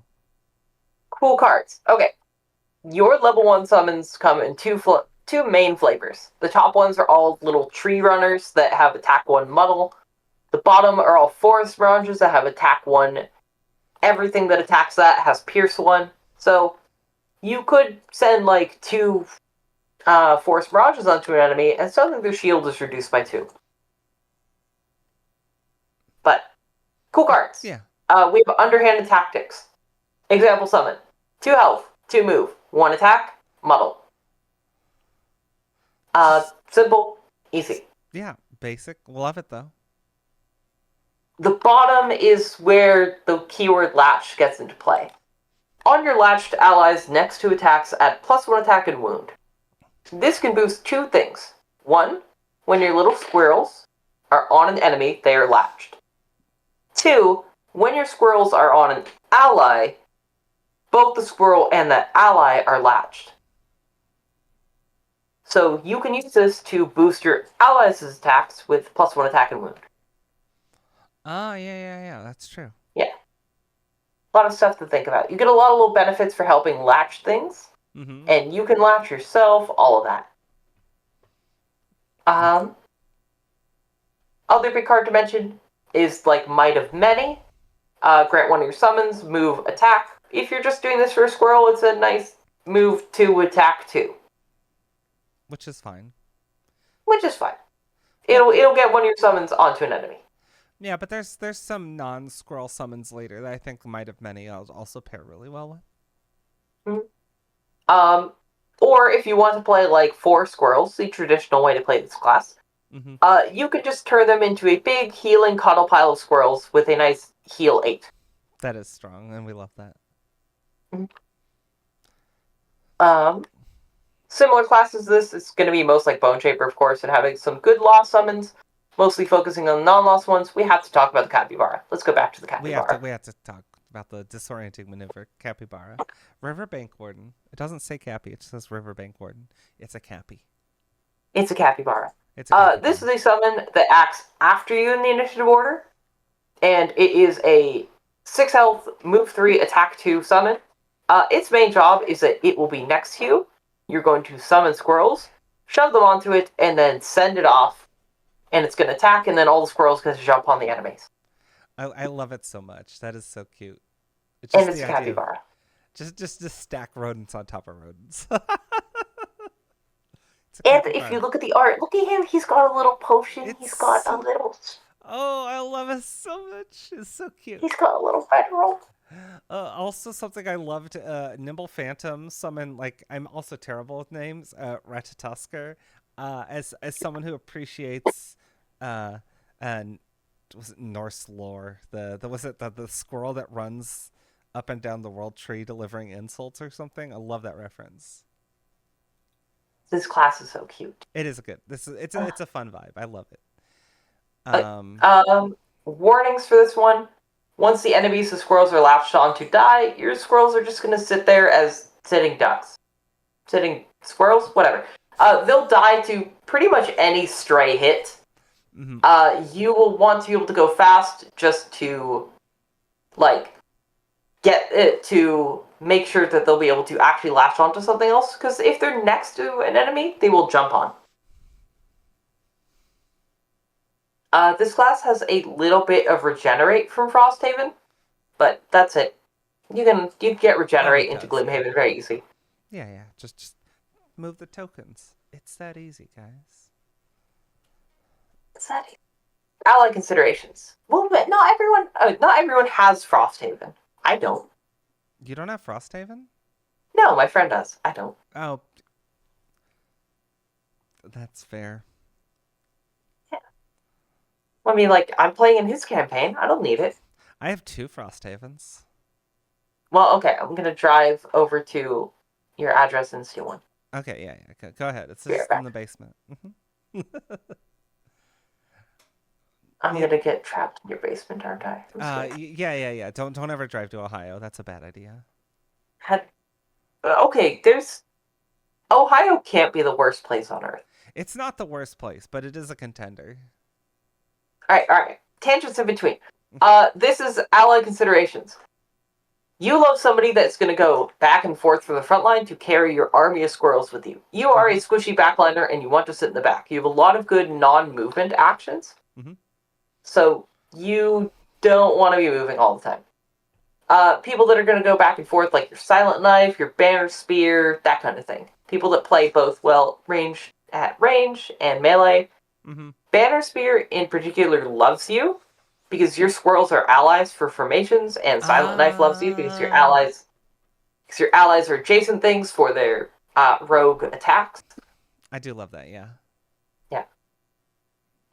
You are a squishy backliner, so if you need somebody to take damage to the team, you could flash your beaver and bring it out and it'll deal with it. Oh. I wasn't supposed to say that line. That was not the good line. Okay. Please don't flash your beaver. Not good. Summon your beaver. There we go. Veilpiercer it is. Okay. Acer Veilpiercer is a 9-card class that opens temporary holes to a bunch of other planes. Every scenario, you're going to start out with a plane that you're tapping into, and you're going to slowly advance down it. You could tap into the plane of wild beasts, or the plane of devastation, or the plane of light. All of them are like 4-track things. Whenever you place a veil, you do the next thing. So you're like a big positional planner for figuring out, like, I'm going to place this here, then do an attack through them. I'm going to place this next one here, and like muddle all these guys and all that. A lot of stuff to think about. These are all high complexity. We know this. Definitely. We accept this and move on. This is definitely a higher complexity one out of them, yeah. Despite that, your cards look fairly simple. You have like Galactic Exposure. Place a veil. 2 enemies within 1 of the placed veil suffer damage. The bottom. Move 3. If you move at least 1 hex, if you enter a hex with a veil, gain Bless. Galactic Exposure's top becomes complicated from whatever your plane is. Say you had pull up to like the plane of devastation here. Editor, go pull it up. I think that's still you. Yes, it is. If you've already used the wound and the pierce, then this is place a veil somewhere next to you. Attack to immobilize from where that is. So there's a lot of like attack an enemy within 2 hexes basically, because you place a veil and then it gets to hit something next to it. Which, yeah, the amount of reach you have on it is a little deceptive for sure, because a lot of the interactions here seem really. I do love the Plane of Devastation, but also Plane of. These do seem really cool. Plane of Light also seems really fun. I just like stuns though. If that's your Gloomhaven 1 player at heart, I understand. It's so true. I mean, you're not even looking at the Plane of Storms. The Plane of Storms, instead of a stun, has 2 disarms on it. It is really great. That one's super strong. Or the Plane of Wild Beast just suddenly gives you a summon. Yeah. Suddenly a boar. Suddenly a boar. This is going to be similar to Deathwalker and having like the setup hex gameplay. A lot of your abilities are like tied to your veils, so placing them carefully matters a lot. Whenever you use the big capstone on a veil, take all your little veil tokens that you put on the map. Whenever you use the big capstone on a plane, all of them leave the map. Mm-hmm. So you'll need to you'll always need to keep a good supply of the veil placement abilities, just to abilities, just to make things work. Yeah, for sure. It is really cool though. There's a lot. It's if it was just one plane, but the fact that there's so many, and then you have the cards. This one's definitely high up on the complexity. Yeah, and then you have a card that's just as a loss, place 3 veils and hexes within 3. That has 1 line of text on it that will suddenly make you do attack 2, attack 2, attack 2. Yeah, that's so good. Also, this is one of those classes that has Bane, so it's definitely very Frosthaven-y. Yeah, this is a lot of conditions for Frosthaven. Regenerate, Bane, and Brittle. Yep. The Bane comes from one of the planes. You have a plane that you unlock from a perk. Astral Plane. The Astral Plane. We love the Astral Plane. But besides that, this can go in either box. Mm-hmm. This class is a melee damage dealer, and you're an immobilized and cursey attacker, so you can work with most allies. Because you can choose your plane pretty much every room or a little less than a room, you're going to be swapping your plane. So you can kind of tailor what you're doing to what the room you're facing is. Mm-hmm. So you're pretty flexible. I'm trying to come up with ways to get Brittle and Bane out on the same target, which you can do, but it just sounds super fun. It needs to happen. You can do. It'll take you some time. It for sure you can does. Brittle them. Well, first you want to Bane them. After you've Baned them, then you immediately play the place 3 veils, and that will jump all the way to the bottom of the plane of Viticle. That's true. That's a good point. Yeah. And there's only one more way to Brittle outside of that, so anyway, that's just me focusing on can this be done? Anyway, there's more on this class. But there's so much on this class that we're already over time. We're gonna keep going. Sure. Yeah. Okay. Harrower Vimthreader. Mm-hmm. Which is a very nice ominous name, which fits because this is an 11-card blood-focused Harrower. Mm-hmm. Like Lifespeaker, you use Enfeebles that you put into the enemy deck. You also have Empowers, which are blesses, but they're rollers instead. Mm-hmm. This is fundamentally a weird class. To be fair, the Unity Guild makes a lot of those, but it is weird. Yeah, and this also comes with, this was the first Enfeeble Empower class, mm-hmm. So it keeps the mechanic that none of the others did of greater Enfeebles and greater Empowers. Yeah. This class was a little weird in that it did development for a little while in 2020, and then it went on hiatus for 4 years, and someone else was like, let's just finish this thing. It was close enough. Yeah, that seems fair. Gosh, these seem really good though. I love the greater Enfeeble's rough, man. Yeah. Cool cards. You have Callous Injection. This is what your cards usually look like. It's an attack 2, weird AoE, poison, Enfeeble. So, shuffle 2 of these Enfeebles. All the Enfeebles are different for each class that has them. Yours are 1 damage to whoever draws them, and a -1 on the attack. So, if you can get both targets, which as people who have played the new Crackheart have seen it's not easy. Mm-hmm. You get a nice attack.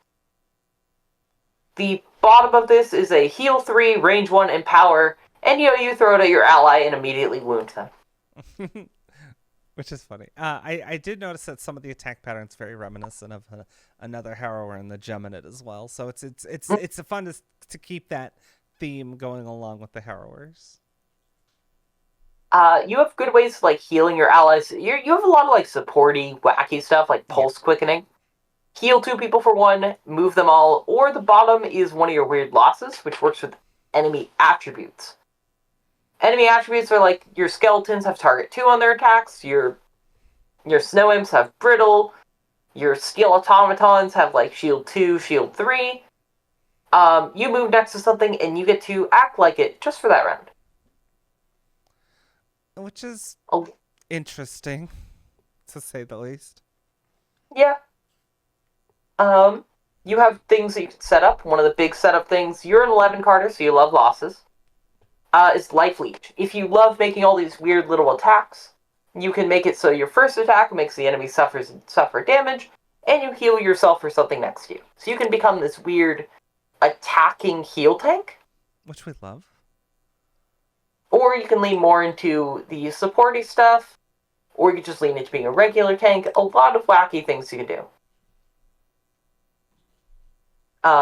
Classes this is besides Gemnate. If you're playing things like Life Leech, you're going to be more like Drifter and being the melee healing Drifter. Mm-hmm. But I mean, this is a lot like Gemnate in terms of having the weird AoEs, weak attacks, lots of stuff like that. Yeah, we do like it though. A lot of so I mean, it's got its own little basically negative condition thing too, which is not really a negative condition, but except unlike Gemini, this doesn't use elements and it's fun. Poor Gemini. Yeah, I will not disagree with you there. Gemini could have been fun. Why did you have to use elements on it? Yeah, it's a weird one. I like other classes notably more. This one seems fun though. I'd play it. Yeah. This, despite weird stuff with the empowers, the enfeebles, fundamentally those are just blesses and curses. This is a low complexity class. Not too many warnings here. Yeah, you'll need to be able to read the stat cards if you are playing this, but that's about it. Even then, you don't need to. You can just completely not lean into the attribute skilling aspect and be fine. Yeah, I was like, we can ignore that. We can focus on the other stuff. It's already got a lot of cool stuff in its kit. Yeah. Box considerations. This uses Safeguard on its greater powers, which is from Gloomhaven 2nd edition. There's no other huge considerations. It has a lot of negative conditions, which will struggle a little more into Frosthaven. But that's about it. Ally considerations. You are a melee frontliner. Your enfeebles, all enfeebling classes, all cursing classes, love allies that muddle, and your empowers love for you and your friends to be making a lot of little attacks. So, this has a note that's Lifespeaker. The enfeeble classes are not really meant to be played together because they will do silly things, especially when one of them has a triple perk. If you want to play them together, don't take the triple perk. It will break your game probably, but if you like to break your game, go nuts. Some people enjoy that. Some people enjoy that. Next up, we have the newest one. This released 2 weeks ago, and if this video releases soon, this is not going to be up on Gloomhaven cards for you to look at yet. This is the Human Vitalist. Gotcha. The Human Vitalist is a 9-card blood-bending class. So blood focus, just like the Vimthreader. Mm-hmm. But unlike them, you are entirely centered around wound and regenerate. You come with your own element, Lifeblood, which only you can make and use. When it is strong, all wound and all regenerate effects are doubled, and then it will slowly wane, and only one of those is doubled, and then it's gone. You have really strong consumption of it, so that's a big note there. Yeah, I see. Oh, that seems like an interesting concept of improving regen and wound. So you must have a lot of ways to give it out. You have a lot of good ways. We'll get into that. Your other main focus is that you are good at controlling things. Once something is wounded, you can just seize their blood and make them punch people. You can make your allies punch people. You can make your enemies punch people. The words will all say, like, he decided to eventually change it to command because there's a lot of questions with control on, like, you're like, but I don't want to attack. So it'll say command, which is a keyword that means grant or control depending on context. Gotcha. Your cards. You have your bread and butter. I want to wound everything. Wound yourself, wound 2 things. This class also makes light and dark just as a theme thing. It doesn't really use it like at all at level 1. So it's just the theme of light and dark, just good and bad. Throwaway elements, so that's fair. Yeah, throwaway elements. Other main things. You have like 2 main ways to give out regenerate. Go with the flow is an attack, wound, heal, regenerate. Which one? Oh, this has some like this is low complexity on its own, but it alters everything for the team, so they'll have to be thinking about it. That's fair. It seems go with like I like the idea of at least the concept of putting something on an enemy, even if it's just wound, and then being able to interact with enemies that way. I really like that. Yeah. And you could that kind of mechanic. You have a lot of things that seize them, like Leap of Faith. Take an enemy or an ally that has wound, or even yourself. Move them to jump, attack 2, and you can use a lifeblood to make that a move to attack 4 wound. Spread the wound. Yeah. At the bottom is you always wound yourself, and you can tell your ally, don't worry, this has a regenerate on it. I will give it to you so I can get a lifeblood. And then you give regenerate. It's got range 3 on there. Ignore that. It's regenerate self. Oh, of course. Yeah. Although notably, if you give an ally both wound and regenerate, if you can go before them the next round, you can move them into position, and then when it gets there, you can use your control things to move them with the wound, and then they will heal the wound off. So they'll feel like they could definitely trust you with the wound. They could always trust us though. Like why would they not? You're just controlling their blood. That's fine, you know. Exactly. I like it though. That's a fun mechanic. Classes is similar to Shackles, Lightning, Mind Thief for the wounding and controlling foci.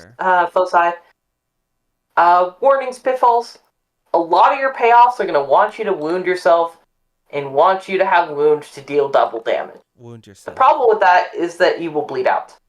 So you can't just put Regenerate on yourself to deal with that, because if you didn't know, if you have both wound and regenerate, you can pick the order. If you want to take the wound damage first, that's fine. You can do that. But otherwise, you can just regenerate off wound. Yeah, and because you have ways of effectively improving wound with lifeblood, that might make you die very quickly. Yeah. But this means that if you want to keep regenerate on yourself, you're a little scared of the front line. This is a very big regenerate class. So proxy it, bring it in for Frosthaven or whatever. It is fine in either box. There's more wound immunity in Frosthaven, but not enough to be a huge issue.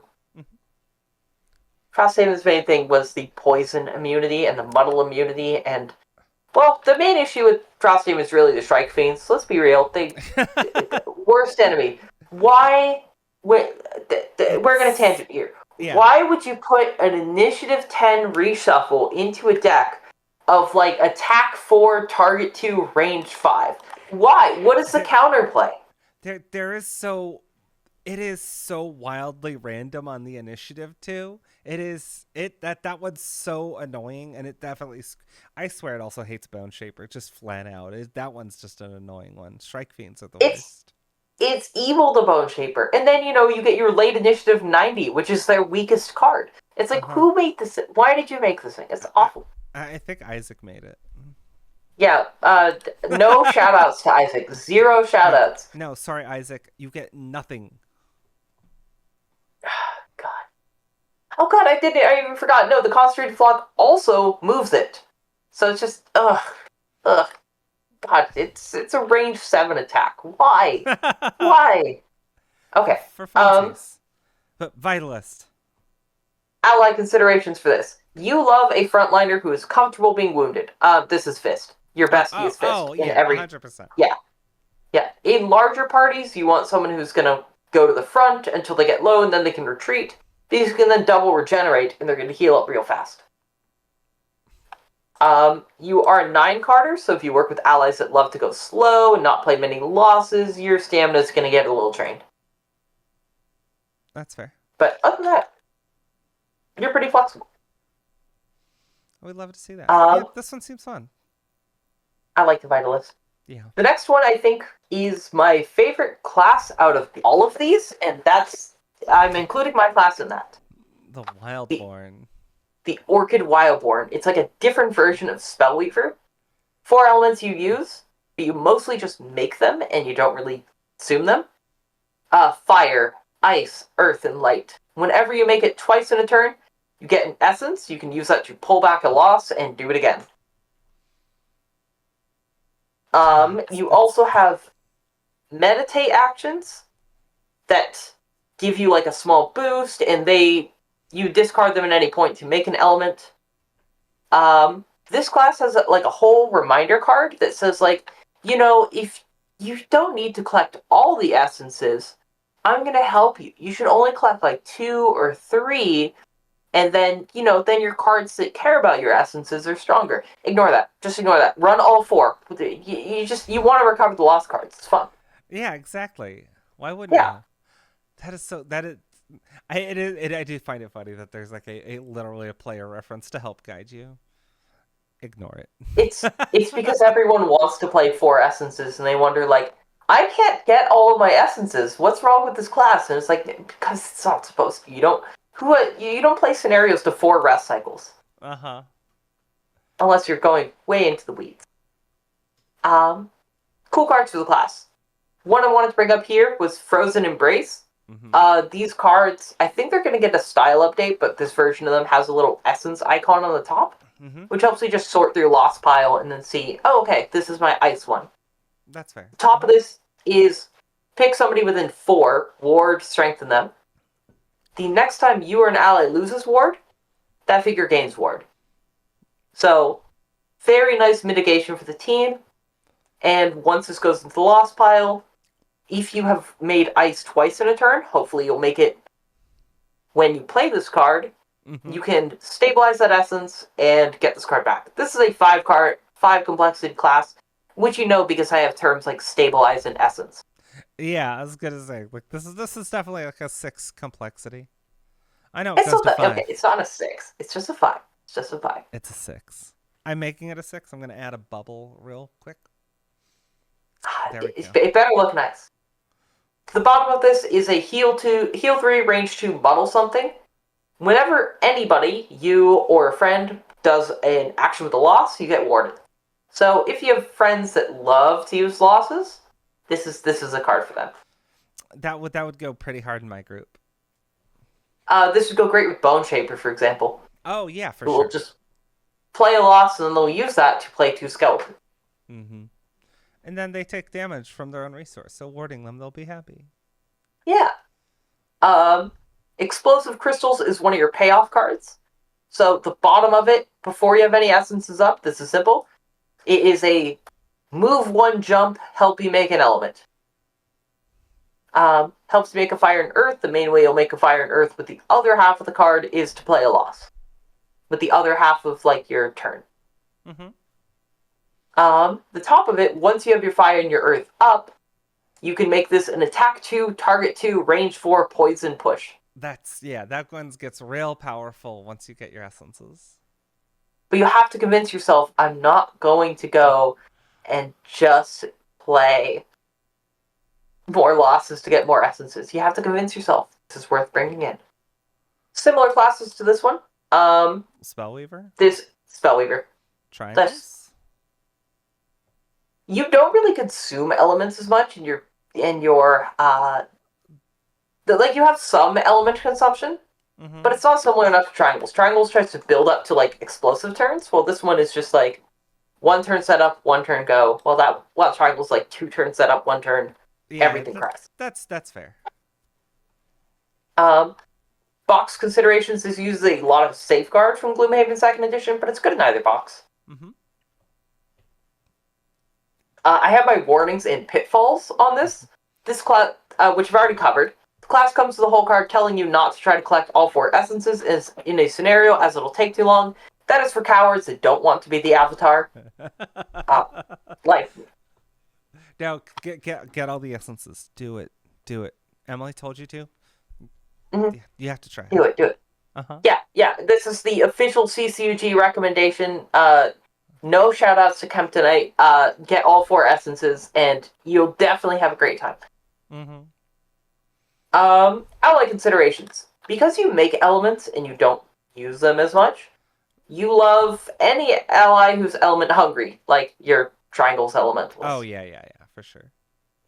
You are the classic squishy backliner. If you have another one, good luck. Yeah, just make sure you've something. Just have a frontliner to balance it out. Simple. You have a stun target 3 range 1 in your level 1 kit, so do that. Or your Frozen Embrace. You know, even though you have like 6 health, like you won't take damage if you just ward. Ward, who just blocked 1 or 2 damage too many times. This class actually has a perk. Whenever you or your allies would suffer exactly 2 damage, you can just lose ward to suffer nothing instead. Because your ward is very good at stopping 2 damage. Oh, actually, that is pretty strong. I like that. I like that more now. It's a great perk, and you have a lot of things that that hand out wards. Your essences, before you stabilize them, before you rest and you get them, they will cause you to take 2 damage if you want to use them. So ward will let you take that damage and then instead take nothing. Yep, that makes sense then. Yeah. It synergizes well. I like that. The final class, because this, which will, I don't want to disrespect this because this is my other favorite class here. The other. The other 6 complexity class. Oh yeah, no. If you want to say this one's the 6 complexity, that's fine. This class is the Volroth Woebound. 10 card, every element user. You tried to become more like a Chaos Demon for some reason. Bad idea. Didn't go good. You are very, very chaotic. You make a lot of elements, and then you have to figure out how to not consume some of them for their downside, which usually hurts you. Yeah, element roulette much. Yeah. Cool cards. We're going to look at Desert Breeze. Your cards all look like this. If this scares you, stay away from this class. Top of this, an attack 2, range 4. If you can't figure out how to get rid of your Earth, this is one of your gentler downsides of just -2 range. But if you can boost this with both Wind and Fire or Light, this becomes an attack 3, range 4, push 3 advantage. And infuse dark and light. You don't... The dark and light infusion, you love the light infusion, of course, but once you infuse dark, you need to deal with all of your elements as opposite pairs. So, wind is really good here, and earth is not. So your cards that love light don't like dark. Your cards that love dark don't love light. So infusing dark and light at the same time might not be the best plan. Yeah, it's a great benefit, but the dark is more of a downside if you wanted to use the light. If you wanted to use the dark instead, then that's pretty nice. That is pretty good. The bottom of this is a move 5, generate 2 elements. If there are no elements up. You're probably always going to have an element up unless you're just straight up between rooms. So it's like a move 1, infuse 2 elements.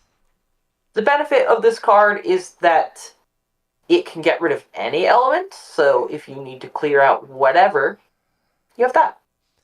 That's actually really fair, because there's several times where you do just want to delete an element to improve the other thing. Especially because you can take that for like let's say you did infuse like fire and ice and you wanted fire but not ice for what leaping fires, just get rid of the Mhm. ice with this, infuse wind and earth at the end of this turn, and then be able to use leaping fires for the fire without suffering the 2 damage. I Mhm. follow. You can use the forced elemental consumption for -4 move as a way of better controlling the elements. I like that. This class has a lot of wacky stuff like this. It's very wacky. Very, very wacky. You have cards like Magma Shell, not too many. The top of this has no downside, just eat fire, eat earth to make a nice little attack 3 triangle attack. hmm But it makes both fire and ice. So, you'll have to figure out which one you want to use. hmm The bottom of this is one of your standard element clears. Move 2, retaliate 2, range 2. You're not really a frontliner. The retaliate's nice. You can be frontliner, which we'll get into, but these are just like, mostly you use them as ways to clear element. That's fair. Um, That one seems Move fine. 2, retaliate 2, range 2, heal 2 self. Good ways to clear out the fire if you need to use it for, like, which one was it? Black Ice, or clear out the earth for Desert Breeze. These cards all have fun names. hmm If you want to be a tank, you can use Survivor. Survivor is all of the random elements that you pop out. Whenever you get hit, when you would take damage, you could burn any element to gain shield 2. That does seem very fun. So this lets you, instead of using your bottom action to just clear elements, you can just go a little later, take a hit, and clear extra elements. Or you go really early in one round, clear out like 1 or 2 of the elements that you don't want. It requires you to plan a little more, but it's a great way to just be a tank for a while. I like the idea of potentially building around on that, especially for maybe using those elements and taking hits to try to clear the bad elements that for what you don't want for future turns. Your attack deck especially makes a lot of random elements all the time. Oh dear. Like, you get, like, replace a -1 with a Pierce 2, make fire and ice roller. Okay. I mean, yeah, that's a while. Okay, so this should not shockingly, this has more ways of making element roulette. That's fun. Yeah. And even if you don't want to lean into the tanking, the top of this card can be fantastic. Oh, Get rid of the light, otherwise you throw a curse into your deck, which maybe you don't care about, because then you can get this to be an attack 5 advantage. strong. This plays most like, honestly, Silent Knife in being the range melee mix. It's so different with its elements, it's hard to pick a good comparison as an element user. What did you think? Uh, I think there are still some similarities with the Triforce class, just Yeah, because of having a lot up. But the Triforce doesn't get penalized from having too many, where this does. So I can understand. This is also my class that my Triforce friend who overanalyzes everything also loved and want to play this. Played one. He wants to play this. oh no. If I you need, I know. You're not allowed to this play class, Lightracer or this, okay? he can play this one. The thing is, though, this class, if you're the type of person that likes to plan like multiple turns in advance, hmm can be pretty tricky. We're gonna get him a Uh, chess timer. the chess timer will help. The element board is going to be sitting right in front of you. You're going to take it from your friends and put it directly in front of you. He already If did you that. if you are the person that needs like a fidget when you're playing, this is going to be great. You're going to be sliding the elements around so much. Oh, I love that. As you level up, because you get like a lot of extra elements on your attacks, you're going to need to play a lot more tactically and just, I suddenly have fire and ice. What am I going to do with that? That's fair. Which, to be fair, a lot of cards like Survivor will just consume these off elements for just random little benefit. You often don't have those off elements freely available. hmm But sometimes you can generate them on accident. Box considerations, no conditions to worry about here. You have a good amount of push and pull, so there are more friends for that in Frosthaven, but let's bet it. Um, Ally considerations. If you have any ally that uses elements, they have to be ready to put up with your nonsense. This is a class that can come up with a bit of an asterisk on it of if you're with another element user, their game is going to play differently than normal by a good amount. Mm-hmm. You're going to love things like, for example, if you have your Wild Fury, who's a wind and earth user, you're going to love to use the bottom of Desert Breeze. Not even care about it, just kick up wind and earth for them. You're great at generating elements for allies, and you'll have to just rely on them to actually clear them for you. Just to, It'll be a lot of communication as a result. Mm-hmm. Because you can make a lot of elements for people, and you're like a mixed skirmisher of like range and melee, you can kind of work with any party other than that. Yeah, I can see. It would just with the like you said earlier, the asterisk of might not play super well with some, but ultimately, I think it can. The kit works. If you're playing with a friend who's just learning and they're like, "What is an element?" I make it with my bottom action? Can I eat it with my top action? This class will be well. The thing is that you can always have that element up for them, so they'll have a good time.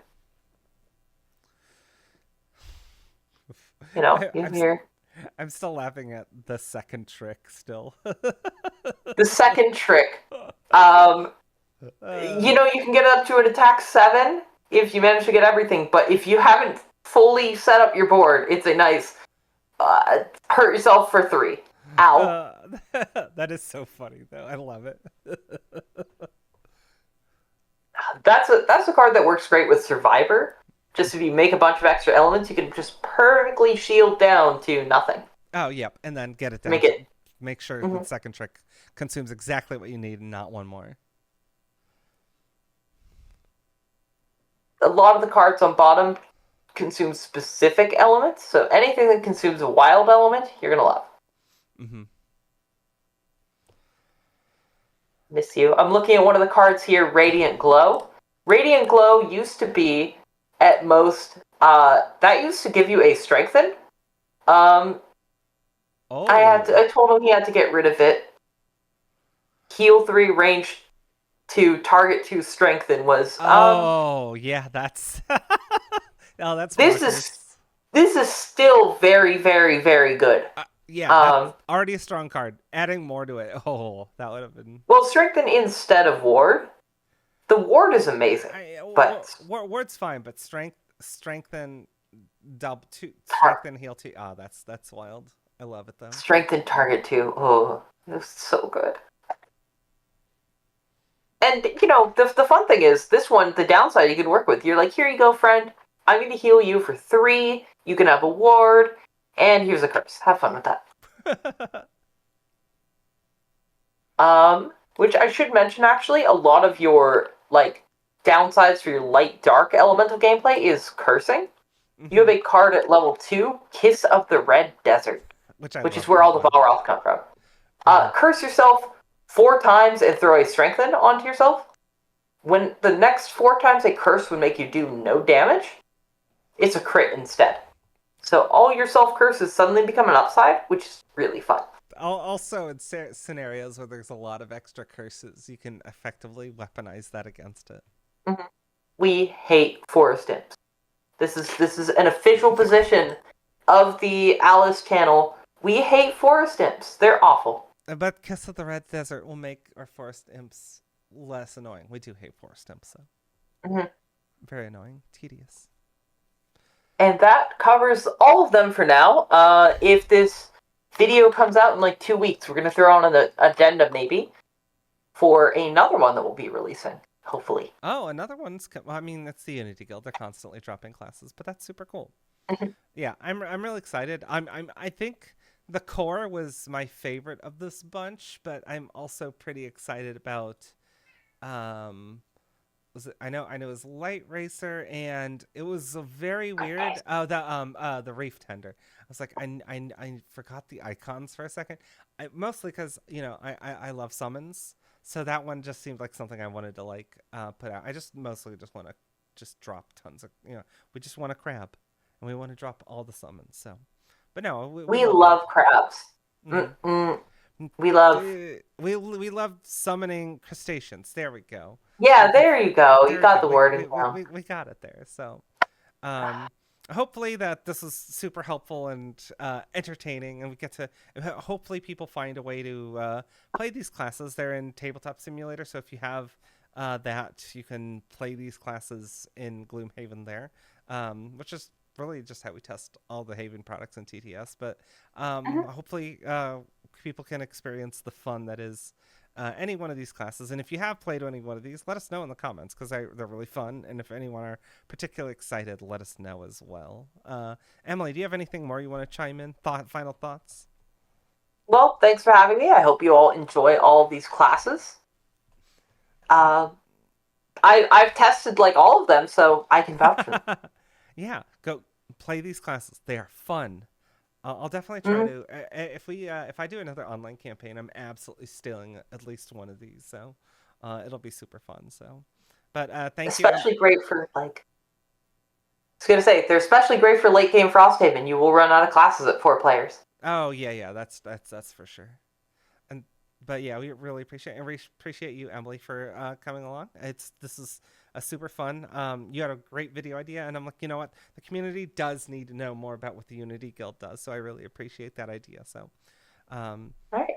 thanks for stopping by, and thanks all of you for watching, and all you have a wonderful day. Bye bye.